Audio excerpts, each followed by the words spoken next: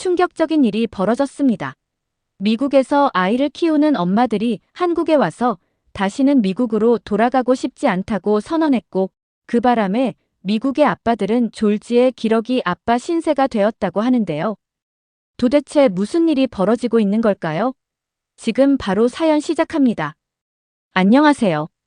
저는 미국의 위스콘신주의 작은 마을에서 태어나고 자란 아멜리아라고 합니다. 지금은 남편과 두 아들을 키우고 있는 전업주부로서의 삶을 살고 있어요. 저희 가족이 살고 있는 위스콘신주는 깨끗한 자연과 쾌적한 환경으로 유명한 도시예요. 저는 이곳에서 여유롭게 살다가 남편의 발령으로 인해 한국에서 살게 되었습니다. 솔직히 말해 처음에는 한국에 대한 정보가 거의 없었어요. 미국에서도 한국 문화가 점점 더 인기를 얻고 있다는 건 누구나도 잘 알고 있는 사실입니다. 하지만 제가 살고 있는 이곳은 비교적 조용하고 단조로운 삶이 이어지는 곳이었기 때문에 한국 문화가 직접적으로 체감될 일은 많지 않았어요. 한국 식당은 한두 곳 있었지만 대부분 대도시에서처럼 한식 문화가 활발하지는 않았죠. 제 주변에도 K-팝을 좋아하는 몇몇 친구들이 있었지만 한국 문화가 크게 주목받는 곳은 아니었습니다. 한인마트도 찾아보려면 한참을 나가야 했고, 저도 가끔 친구들과 함께 가긴 했지만 한국 문화에 대해 깊이 알 기회는 거의 없었어요. 주변에서 한국 이야기가 나와도 그저 듣고 지나치는 정도였고, K-팝이나 한국 드라마가 인기라는 건 알고 있었지만 제 관심사는 아니었죠. 가끔 친구들이 삼겹살과 김치를 먹으러 가자고 하면 그냥 익숙한 서양 음식을 더 선호했어요. 그렇게 저에게 있어서 한국은 그저 먼 나라 중 하나였고 그 이상의 의미를 두지 않았어요. 그저 아시아의 한 나라 정도로만 생각했습니다. 그러다 보니 남편이 한국 지사 발령 소식을 전했을 때 저는 머릿속이 복잡해졌습니다. 남편은 기회라고 말했지만 제 마음속에는 불안과 걱정이 먼저 앞섰죠. 정말 한국에서 잘 살 수 있을까?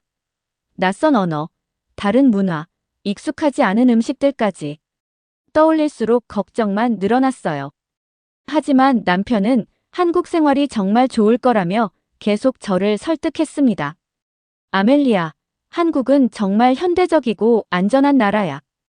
그리고 음식도 맛있고 사람들도 친절해. 남편의 말에 반박할 수는 없었지만 제 안의 두려움이 쉽게 사라지진 않았습니다. 남편은 먼저 한국으로 떠나 집을 구하고 생활을 정리하는 동안 저는 혼자 집에서 한국에 가지고 갈 짐을 싸고 있었습니다. 짐을 싸는 일이라는 표현이 너무 온화하게 들릴지도 모르겠지만 현실은 전쟁이었습니다. 일단 아이들은 한국으로 가기 싫다고 아우성이었어요.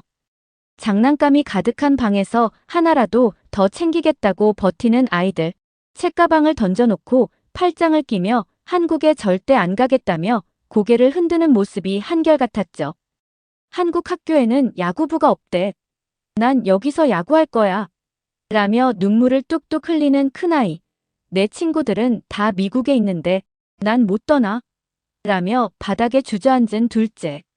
저는 이 상황이 버겁다 못해 기가 막힐 지경이었습니다.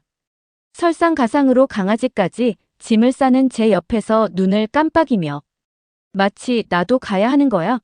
라는 표정으로 바라보고 있었죠. 그때마다 내가 지금 뭘 하고 있는 거지? 라는 생각이 들면서 머릿속이 복잡해지더라고요.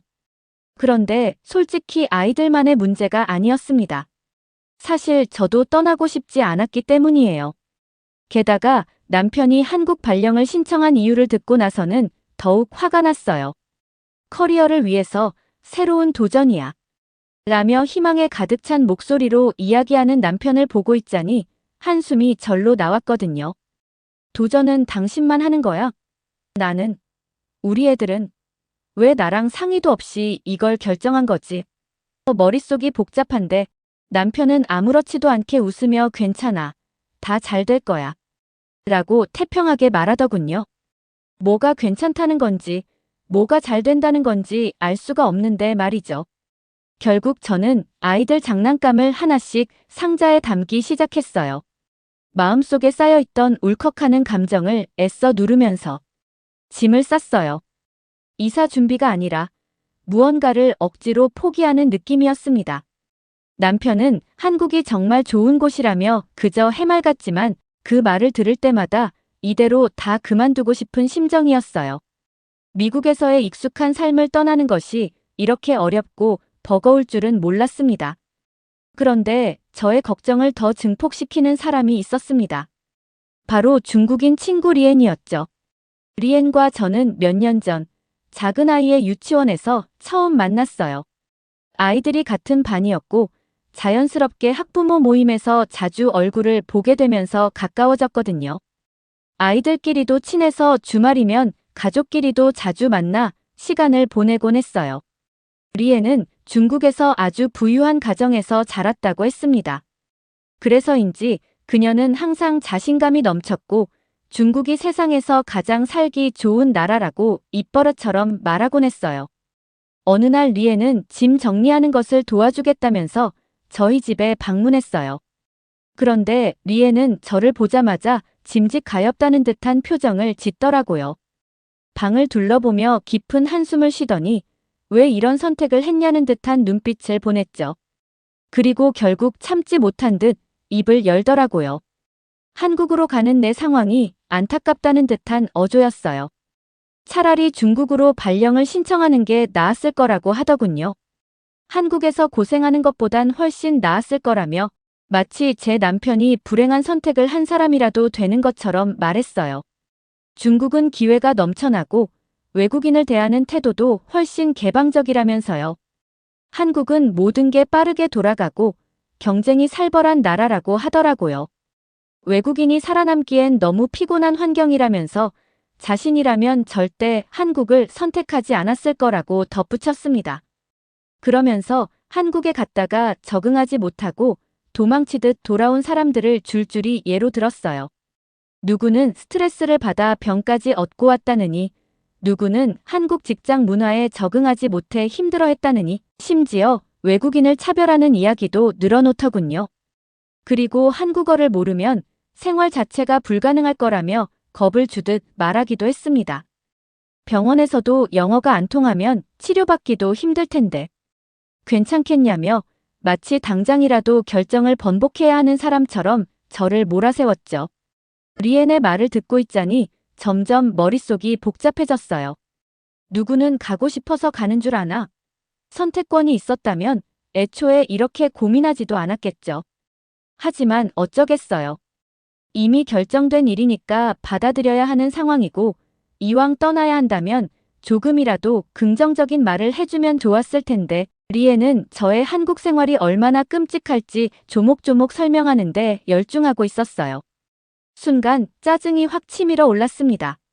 저는 선택할 수 있는 입장이 아니잖아요. 남편의 발령으로 인해 가야 하는 상황이었지 제 의지로 결정한 일이 아니었거든요. 하지만 리에는 이 모든 걸 이해하지 못한 채 끝없이 한국을 깎아내리고 중국을 치켜 세우더라고요. 리에는 한국 경제 상황도 불안정하고 집값도 비싸다며 한국에서 살아남으려면 엄청난 인내심과 적응력이 필요할 거라고 했어요. 그런데 평소와는 달리 제가 동요하지 않자 점점 말의 강도를 높이더군요. 한국은 사실상 중국을 따라하는 짝퉁 나라일 뿐이며 중국 없이는 지금만큼 성장하지도 못했을 거라며 비웃었어요.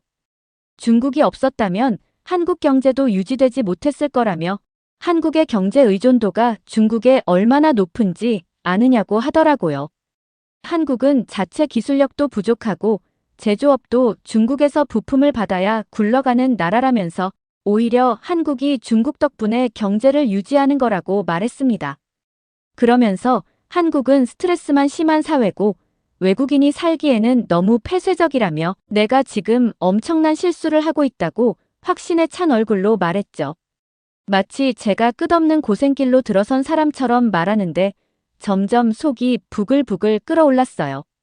리엔의 말을 애써 무시하려 했지만 속이 부글부글 끓는 걸 멈출 수가 없었어요. 짐을 싸던 손이 멈추고 속으로 이제 그만 좀 하라고라고 외치고 싶었어요. 하지만 꾹 참았죠. 그래도 친구니까요. 그날 리에는 날 도와주겠다고 온 거였어요. 하지만 솔직히 말해 전혀 도움이 되지 않았죠. 오히려 더 스트레스를 받았습니다. 한국으로 출발하는 날이 가까워질수록 감정이 폭풍처럼 휘몰아쳤어요. 남편은 이미 한국에서 기다리고 있었지만 아이들은 여전히 우린 안 가. 를 외치며 반항하고 있었죠. 공항으로 향하는 차 안에서 분위기는 최악이었어요. 뒷자리에서 아이들이 끝없이 불평을 쏟아냈고 아이들의 불평이 이어질수록 제 머릿속은 터질 것 같았어요. 이게 꿈이면 좋겠다는 생각마저 들었습니다. 미국에서의 익숙한 일상을 떠나 한국에서 완전히 새로운 삶을 시작해야 한다는 현실이 점점 더 무겁게 다가왔죠. 이제 정말 돌이킬 수 없다는 걸 알면서도 마음 한편에서는 이게 맞는 선택일까? 라는 질문이 떠나지 않았어요. 한국의 인천공항에 도착하자마자 피로가 몰려왔습니다. 장거리 비행의 여운이 가시지 않은 채로 낯선 환경 속에 서 있으니 어딘가 어색한 기운이 감돌았어요. 익숙한 영어 안내 방송이 나오긴 했지만 주변에서 들리는 언어는 대부분 한국어였고 사람들의 빠른 걸음걸이와 익숙한 듯 첨단 시스템을 활용하는 모습이 저와는 다른 세계 사람들처럼 보였습니다. 공항을 나서기도 전에 어쩐지 이곳에서의 삶이 쉽지만은 않겠다는 예감이 들었어요. 피곤한 몸을 이끌고 수화물을 찾아 입국장을 나서는 순간 유리창 너머로 한국의 도심이 한눈에 들어왔어요. 예상했던 동양적인 느낌보다는 오히려 현대적인 도시가 펼쳐져 있었죠. 초고층 빌딩들이 반짝이는 야경을 만들어내고 있었고 네온사인과 전광판이 거리를 환하게 비추고 있었어요. 교통체증이 심할 거라 생각했지만 도로 위를 달리는 전기차와 정돈된 교통 흐름이 예상과는 달랐습니다. 이런 모습에 감탄할 틈도 없이 적응할 수 있을까 하는 걱정이 다시 머릿속을 스쳤어요. 하지만 그날 밤 더 큰 충격이 기다리고 있었습니다. 남편과 함께 도심을 돌아보던 중 시계를 보니 벌써 자정을 향해 가고 있었어요. 그런데도 거리는 여전히 붐볐고 불빛이 사라질 기미조차 보이지 않았어요. 보통 미국에서는 저녁 7시만 넘어도 상점들이 문을 닫고 거리가 조용해지는데 여기는 전혀 달랐습니다. 카페에서는 노트북을 펼친 사람들이 공부하고 있었고 식당에는 335 모여 앉아 늦은 저녁을 즐기는 사람들로 가득했어요. 심지어 편의점 앞 테이블에서 가볍게 맥주를 마시며 이야기를 나누는 사람들도 보였습니다. 이게 정말 내가 알고 있던 한국이 맞나? 불과 몇 시간 전까지만 해도 한국에 대해 부정적인 이야기만 들으며 불안했던 제가 지금은 이 모든 것이 신기하고 낯설어 입을 다물 수 없었습니다. 피곤함 속에서도 이곳이 단순한 여행지가 아니라 앞으로 제가 살아가야 할 곳이라는 사실이 새삼 실감났어요. 하지만 한국에서 생활하는 것은 매일이 충격의 연속이었습니다. 좋은 의미에서든 때로는 당황스러운 의미에서든 말이죠. 제가 처음 한국에 와서 가장 놀랐던 것은 바로 편리함이었어요. 아니, 그냥 편리한 게 아니라 이게 가능해? 라고 놀랄 정도였죠. 위스콘신주의 작은 마을에서는 차가 없으면 이동이 거의 불가능했어요. 하지만 한국에서는 지하철과 버스만 있으면 서울 어디든 빠르고 쉽게 갈 수 있었어요. 특히 지하철 앱을 이용하면 실시간으로 열차 도착 시간을 확인할 수 있다는 게 신기했어요. 처음에는 너무 복잡해 보였지만 금방 익숙해졌고 이보다 더 완벽한 교통 시스템이 있을까? 라는 생각까지 들었어요. 게다가 제가 한국에서 가장 먼저 적응한 시스템이 있었는데요. 바로 한국은 배달 천국이더라고요. 피자, 치킨 같은 건 기본이고 카페 음료, 떡볶이, 심지어 마트 장보기까지 전부 집 앞까지 배달되었습니다. 새벽에 배고파도 걱정할 필요가 없었죠. 배달 앱을 켜면 몇 분 만에 음식이 도착하는 걸 보며 이러다 요리하는 법을 완전히 잊어버리는 거 아닐까? 라는 생각이 들었어요. 그리고 편의점과 마트는 정말 환상적이었습니다. 24시간이 이렇게 소중할 줄이야. 미국에서는 마트가 저녁 8시면 문을 닫았어요. 그래서 장을 보려면 시간을 맞춰야 했죠. 그런데 한국에서는 밤 11시에도 마트에서 쇼핑할 수 있고 어디서든 24시간 운영되는 편의점이 있어서 너무 편리했어요. 심지어 편의점에서 신선한 도시락까지 파는 걸 보고 또 한 번 충격을 받았습니다. 하지만 그렇다고 모든 것이 처음부터 쉬웠던 건 아니었어요. 바로 언어 장벽이었어요. 예상은 했지만 현실은 더 어렵더라고요. 남편은 회사에서 영어를 사용했지만 저는 마트나 병원을 갈 때마다 긴장했어요. 처음에는 간단한 한국어도 잘 몰라서 손짓 발짓을 해야 했죠. 하지만 다행히 한국 사람들은 정말 친절했어요. 발음이 엉망이어도 끝까지 들어주고 심지어 번역 앱을 사용해가며 도와주려 하더라고요. 그리고 처음 한국에 왔을 때 가장 당황했던 것 중 하나가 바로 쓰레기 버리기였어요. 미국에서는 그냥 한꺼번에 버리면 됐지만 한국에서는 종이, 플라스틱, 음식물까지 세세하게 분리해야 했습니다. 실수라도 하면 민폐가 될까봐 인터넷 검색까지 해가며 배워야 했어요. 하지만 시간이 지나면서 오히려 이 시스템이 환경을 위해 훨씬 좋다는 걸 깨닫게 됐어요. 그리고 진짜 놀랐던 건 한국의 빨리빨리 문화였습니다. 한국은 모든 게 빠르게 돌아가는 사회였어요. 식당에서도 주문하자마자 음식이 나오고 지하철에서도 다들 부지런히 움직였어요. 처음에는 너무 급하게 느껴져서 적응하기 어려웠지만 어느새 저도 자연스럽게 그 리듬에 맞춰 살아가고 있더라고요. 그런데 저보다 더 극적인 변화를 겪은 건 우리 아이들이었어요. 처음 한국에 왔을 때 두 아이는 키가 작고 살집이 있는 편이었어요. 미국에서는 가공식품이나 패스트푸드를 자주 먹다 보니 식습관이 썩 좋지 않았거든요. 그런데 한국 학교 급식을 먹으면서 눈에 띄게 변하기 시작했어요. 처음엔 급식이 낯설다며 투덜거리던 아이들이 어느 순간부터 엄마, 오늘 급식 짱 맛있었어 라고 말하기 시작했어요. 신선한 채소, 균형 잡힌 단백질, 그리고 국까지 곁들여진 건강한 식단 덕분인지 아이들의 체형이 달라지기 시작했어요. 몇 달 만에 체지방이 줄고 키도 부쩍 자란 거예요. 미국에서는 매일 피자나 햄버거 같은 단순한 급식을 먹다가 이제는 매일 다양한 반찬이 나오는 급식을 즐기는 모습이 너무 신기했어요. 그리고 가장 놀라운 변화는 태권도 학원을 다니기 시작한 후였어요. 한국에서 태권도는 단순한 스포츠가 아니라 아이들에게 인내심과 예절을 가르치는 교육 과정의 일부였어요. 아이들은 처음엔 도복을 입고 엉거주춤 서 있었지만 점점 자세가 잡히고 태권도 동작이 익숙해지면서 자신감이 눈에 띄게 높아졌어요. 미국에서는 운동에 그다지 관심이 없었는데 한국에서는 태권도를 배우면서 체력이 좋아지고 몸의 균형 감각도 훨씬 나아졌어요.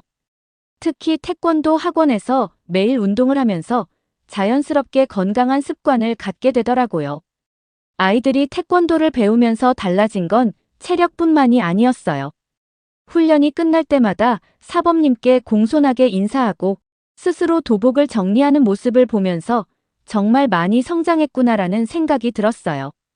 미국에서는 이렇게 예절 교육을 받을 기회가 많지 않았는데 한국에서는 아이들이 자연스럽게 배워가는 모습이 감동적이었습니다. 한국에서의 생활은 단순히 새로운 나라에서 사는 것을 넘어 우리 가족 모두에게 건강한 변화와 긍정적인 영향을 주고 있었습니다. 어느덧 한국에서 생활한 지도 1년 6개월이 넘었어요. 처음 한국에 오기 전 리엔이 했던 한국에 대한 부정적인 말들이 떠올랐습니다. 하지만 솔직히 말하면 그 이야기들은 제게 전혀 피부에 와닿지 않았어요. 오히려 제가 경험한 한국은 리엔이 말했던 것과는 정반대였거든요. 한국은 살기 불편한 곳도 아니었고 외국인을 차갑게 대하는 곳도 아니었어요.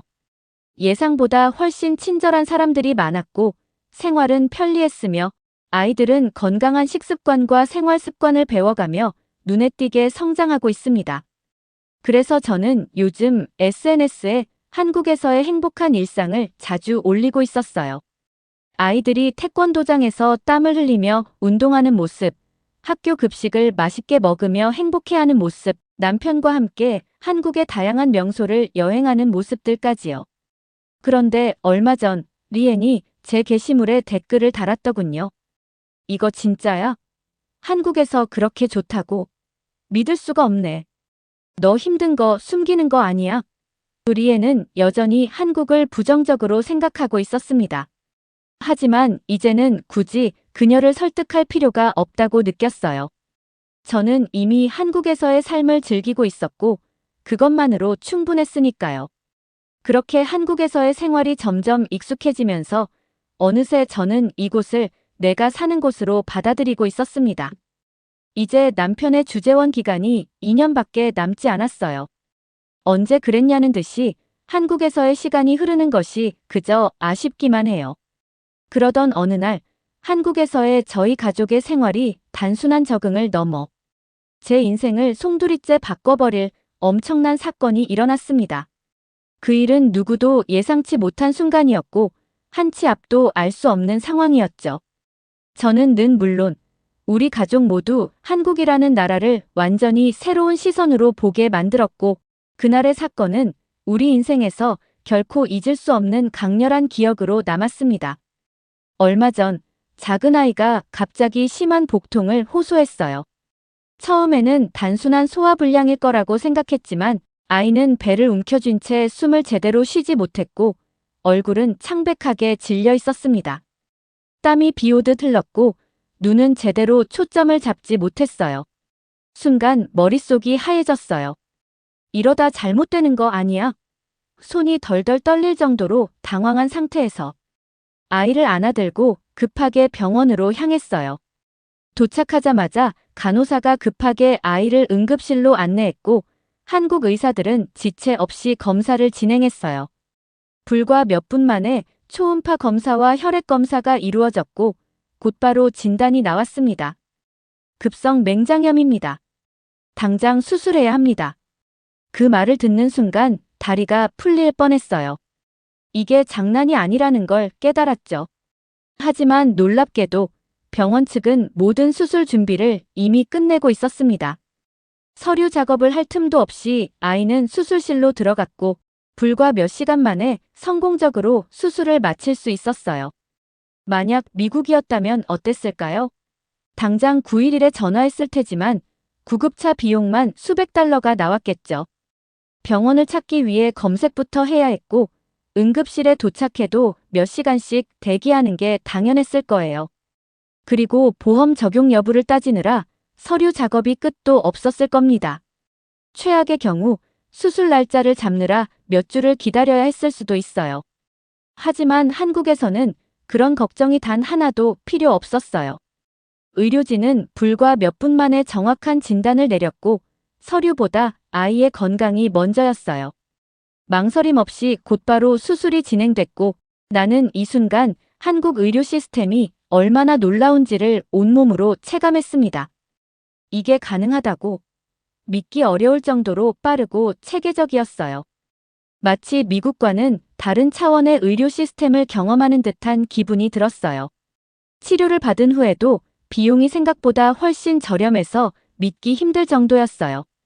미국이었다면 의료비 청구서를 받아보고 또 한 번 심장이 철렁 내려앉았겠죠.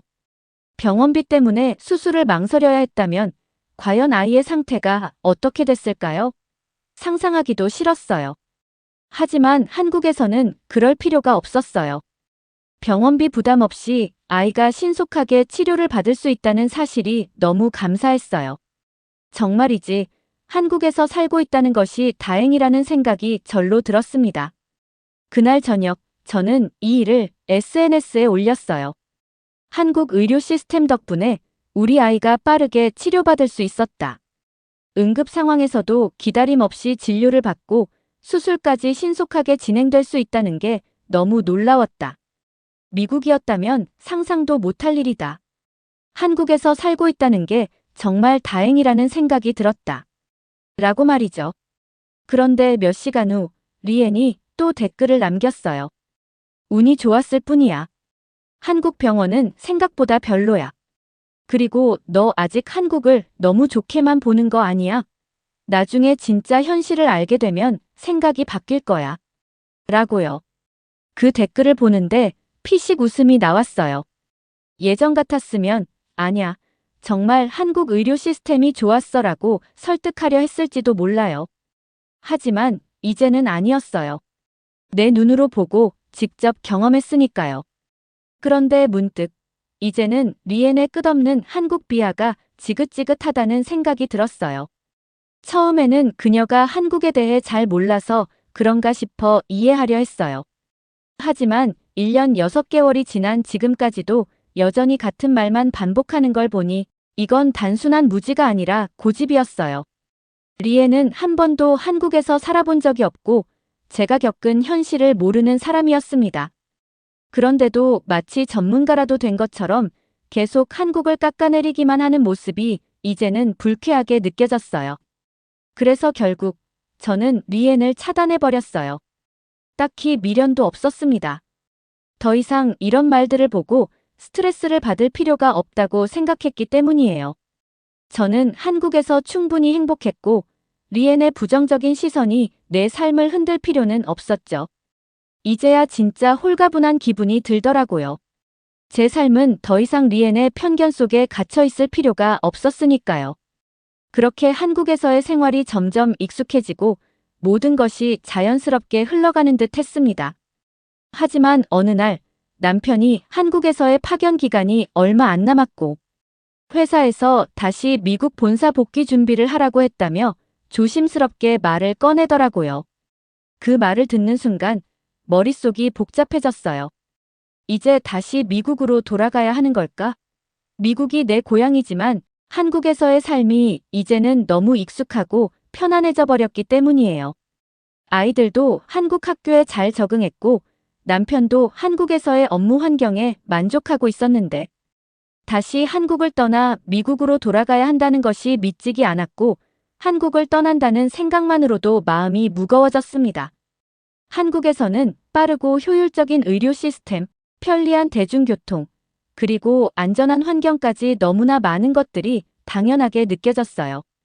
반면 미국으로 돌아가면 다시 비싼 병원비를 걱정해야 하고 차 없이는 아무 곳에도 갈 수 없으며 밤늦게 혼자 거리를 걷는 것조차 조심해야 하는 삶이 기다리고 있잖아요. 그날 저는 남편과 밤늦게까지 고민을 나눴어요. 우리 정말 다시 미국으로 돌아가야 할까? 한국에서의 생활이 너무 좋은데. 남편도 같은 고민을 하고 있었죠. 미국이 우리 가족의 시작이었지만 이제는 한국이 더 편안하고 익숙한 집이 되어버린 것 같았어요. 결국 남편은 회사에 한국 주재 연장 신청을 하기로 결정했어요. 저는 더 이상 한국이 낯선 나라가 아니라 내 가족이 행복하게 살아갈 수 있는 곳이라는 확신이 들었어요. 그리고 그 순간 깨달았어요. 나는 도대체 왜 그렇게 한국에 오기 싫어했을까? 처음에는 막연한 두려움과 걱정뿐이었지만 지금은 모든 게 너무 익숙하고 편하고 오히려 이제는 미국으로 돌아가는 게 더 두려울 정도로 한국에서의 삶이 만족스럽거든요. 한국에서 이렇게 행복하게 살 거면서 과거에 저는 왜 그렇게 망설였던 걸까요? 괜한 편견과 근거 없는 걱정에 사로잡혀 있던 제 자신이 이해가 되지 않네요. 지금 저는 매일 더 나은 삶을 살고 있고 한국에서의 생활이 점점 더 소중해지고 있는데 말이죠. 이제는 확실히 말할 수 있어요. 저는 한국에서 사는 것이 행복하다는 것을요. 오늘의 사연, 어떻게 들으셨나요? 한국에서의 생활을 두려워했던 아멜리아 씨가 이제는 한국을 진정한 집이라고 말할 정도로 한국에서의 행복한 생활을 하고 계신 것 같습니다. 처음엔 막연한 걱정과 오해가 많았지만 직접 경험하면서 편견이 깨지고 결국 한국에서의 삶을 사랑하게 된 아멜리아 씨의 이야기가 많은 분들에게 공감이 되었길 바랍니다. 혹시 여러분도 한국에서의 경험이 있거나 해외에서 생활하며 비슷한 고민을 해본 적이 있나요? 댓글로 여러분의 생각을 남겨주세요. 그리고 앞으로도 더 많은 흥미로운 이야기들을 듣고 싶다면 구독과 좋아요 잊지 마세요.